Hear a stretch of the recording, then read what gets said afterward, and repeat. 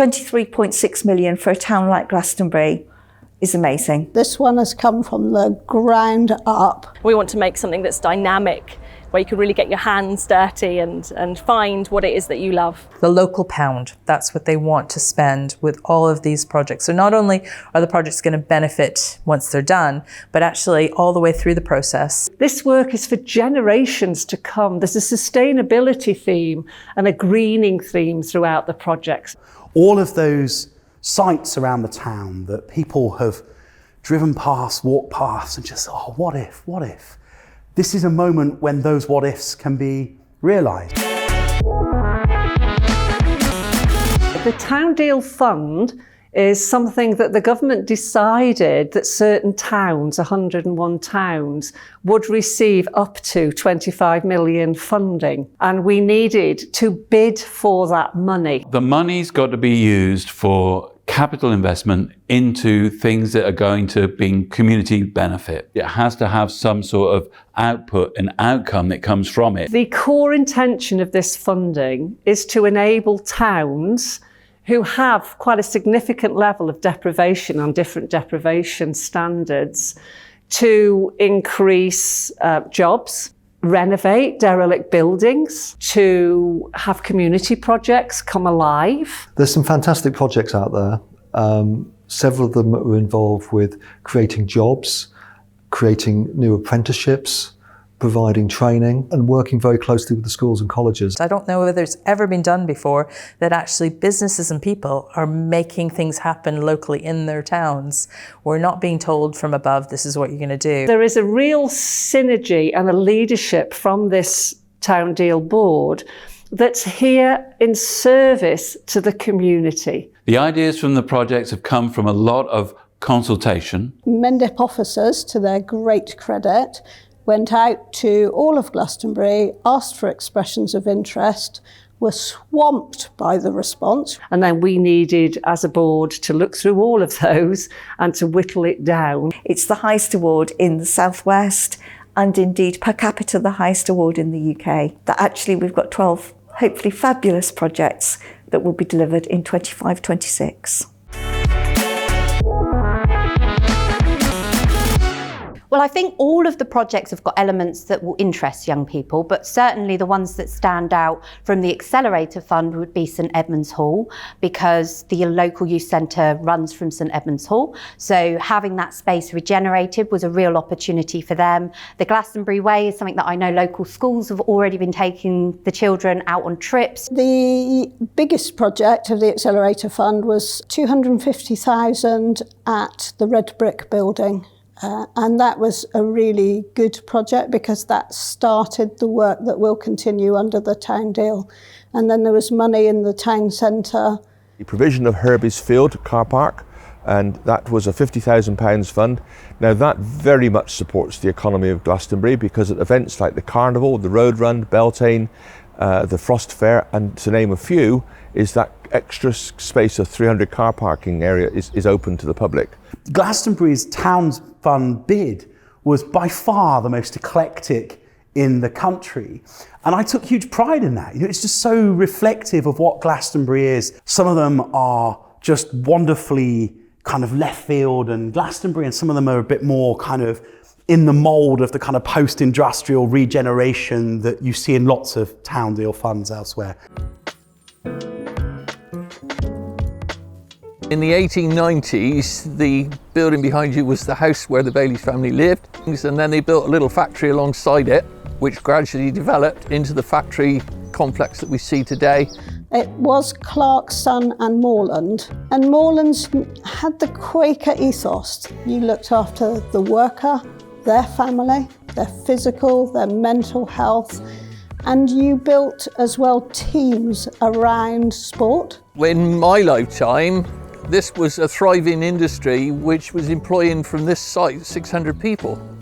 I mean, Glastonbury, you've got to remember, was an industrial town. We were run by the factory hooter, and they were making a whole diverse range of things, from sheepskin rugs and coats to the boxing gloves from Muhammad Ali. They made tennis rackets. They made a whole range of goods.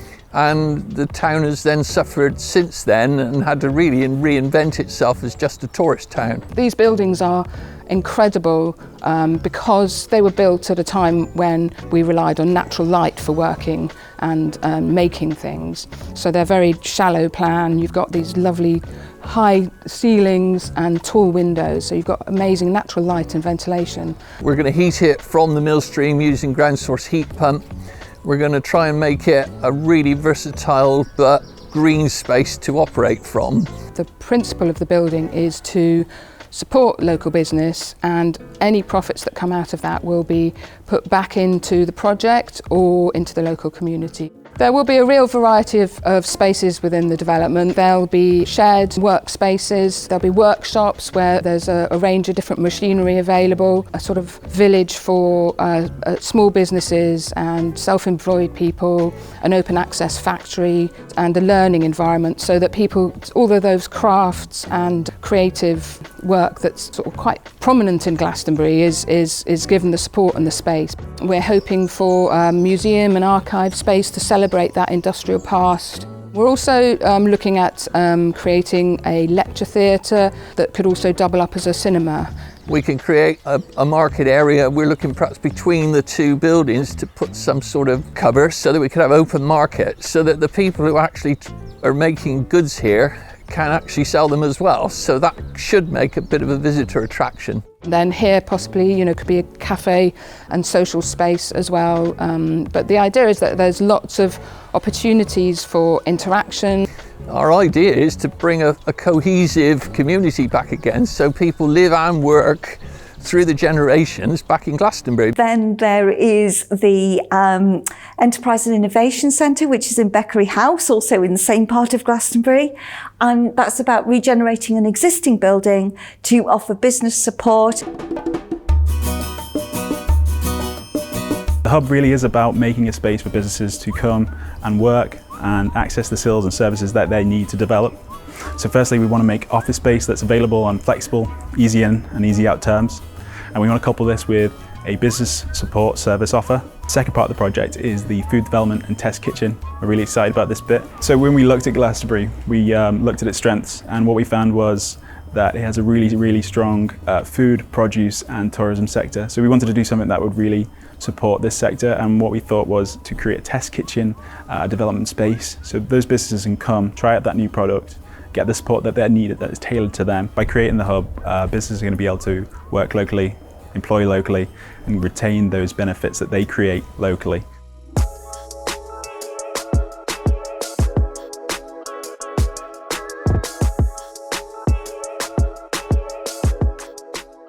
So we stood here in building C, which is part of the old Moorland site.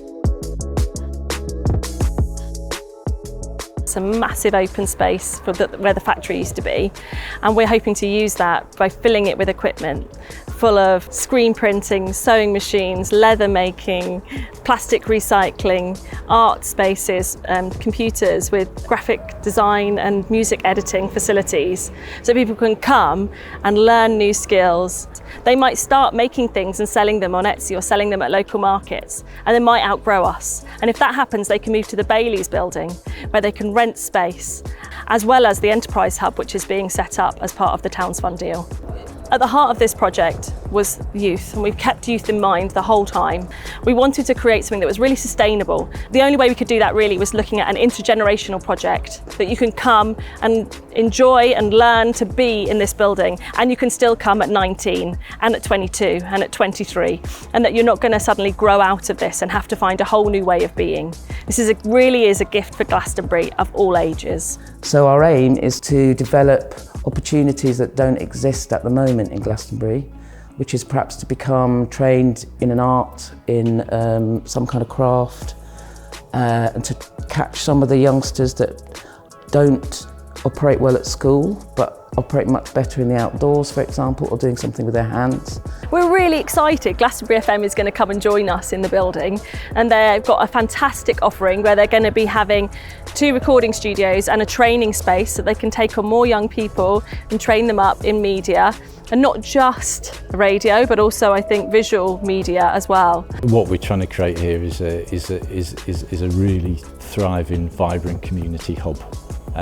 A place where people can come and connect and engage with their own gifts. They can get to learn something about themselves and about their community and about this place. We're really hoping that we can create a space for people to come and eat or create and make food that's really affordable. It's a fantastic, very light space. We're hoping to have a big wall of glass so that there's lots of light in there. So it's a really joyful place to come and be. Avalon Community Energy is a community renewable project owned by the community, and when the idea came forward for the town deal, in the initial perspective from government, it had the words clean energy as part of its kind of raison d'etre. We'd been putting solar panels on roofs of public buildings, so schools and all that sort of thing. We came forward with a plan. So the big way that this town deal can help Glastonbury towards its net zero carbon target is the Clean Energy Project. It's going to help to feed the immediate buildings around it, and we're talking about some of the other projects, the Bailey building, the Red Brick building, Bride's Mound projects in the same vicinity. To my mind, that's great, because this is the way that the town deal is going to succeed, is by the integration of these projects.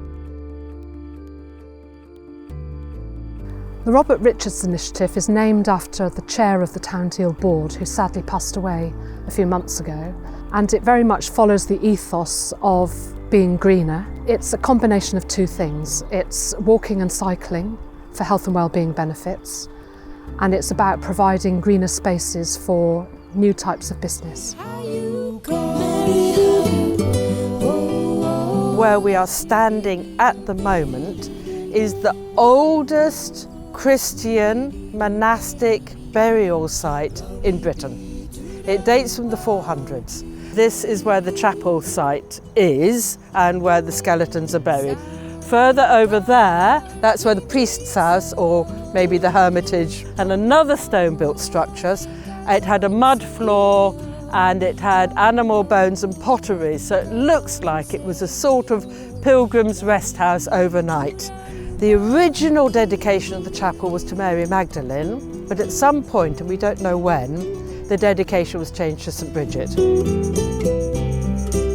There will be a small visitor facility, so a place where there can be display boards that give the history, the archaeology, the legends of the site, to make it accessible for people and informative for people so that they know how special the place is that they're coming to. The building ideally will also have toilets, maybe a little cafe tea room. Then ideally there will be disabled access path up to the chapel site, and the Friends Fields will become a nature reserve. Also in that part of Glastonbury, we will have the Food and Regenerative Farming project. So the vision for the project is first and foremost the land and how we look after the land. Showing people techniques of natural agriculture, regenerative farming, permaculture, agroforestry, natural agriculture, no dig. The vision is to create a research and demonstration centre so we can, roll out what we learn. What we're planning to do now is create a dome, a glass greenhouse, and a little bit like the Eden project. We can have that as an outdoor conference centre, but also a grow space. And it's going to be connected to this project, the Life Factory, so food grown over there is going to come over here and be cooked in the community canteen. There's also the Enabling project, which is very much about working with the non-bricks and mortar community in Glastonbury and looking at new sites, different sites, how we can make all those parts of the Beckery area work Together, we know that access to things like health and wellbeing provision is becoming more and more challenging for people to tap into just because of the demand. One thing that touches every single resident in this town is health and wellbeing. It affects everybody. We started a long list of things we're hoping we can deliver from here, and that would include the likes of post-operative care for people, action for people struggling with dementia, caring for carers. We've identified that where that support is currently available is outside of the town, and why can't we become the hub? One of the ambitions here is to be able to put a changing places facility, as it's known, which is where people who are in disability chairs can have more than just a disabled toilet from which to change. There's a very old kitchen in St Dunstan's house, and the intent is to renovate that kitchen and create a space where we can run some little training courses where we can teach people how to support themselves either on a low income or with very few ingredients. And where we're stood now is a very secure garden, and this is all part of the project, and we have ambitions here to be able to host quite a number of dementia related activities during the summer months. Glastonbury Abbey developed from at least the 4th century, and by the 10th century it was one of the major Anglo-Saxon monasteries. The town grew around it in the medieval period, a very symbiotic relationship, and obviously that relationship carries on today. We hope to improve the visitor facilities and welcome by landscaping the long main drive. We'll extend the current shop and build indoor toilets at the back, and then we'll create an open piazza area and a new ticket office, and we'll take down the old ticket office to extend the open area into St Patrick's courtyard, and you'll be able to see St Patrick's Chapel, so that visitors standing at the bottom of the driveway will see a medieval building rather than a modern one. We hope that the piazza in particular will create a lovely open space for local residents to use. It will be the equivalent in size of the current marketplace. We want to make it a really inviting and comfortable place for people to come and sit, meet friends, just enjoy the sunshine or a cup of coffee in a safe environment. The vision in its entirety is to create a sports and community leisure hub. Something where the community can feel comfortable in coming and enjoying themselves on the 16 acres of outside space, but also being able to come together and meet in a comfortable environment and enjoy a bit of sport, a bit of recreation, a walk around the fields. The partial demolition of one end of the building, construction of a new multi-use gym area so it serves as many people from the local community as possible, and then a refurbishment of some of the existing facilities. So we took a lot of feedback from the open day in February. We've listened to everyone. There won't be an artificial pitch, there won't be any floodlights, there won't be any fencing. It will just be, as you currently see it, nice open space with some football nets and some white lines. The project itself, of course, is vital to the local community, and it's a real central hub. What Morgan Sindall can bring to it is the development of an employment skills plan through the construction of the project. So what does that mean? What sort of training can we provide for local people? How can we make sure that we employ the highest proportion of local people, local businesses, to get involved in the project, so that we are keeping as much of the pounds spent on constructing the building within the local community itself. You start off with the capital, the regeneration of those buildings and those spaces that need investment, need development, but in the longer term it's thinking about how does that evolve and what will that look like in the future. So this is really only the beginning. These are ground level initiatives. These are people's plans. We're trying to bring through the kind of creativity that lives within the community and give it space to flourish. Every resident in our population in this town and outskirts will benefit from this town still. But I'm really confident that this time this money will be well spent and it will make a huge difference to the town for the next generation. I can't wait for 5 years' time to see it all happen and just see what impact it's had on people of all ages, of all backgrounds, whether they're in the industries that will benefit or not. I just think this is amazing and cannot wait to see it happen. Nearly 20 years with this vision, and this long last, this opportunity has come, and it seems to be just timely with all the other things that are happening in the world. And following the pandemic, people have suddenly realised that it actually makes sense to actually make things and buy things and sell things and operate locally. And I think our time has come.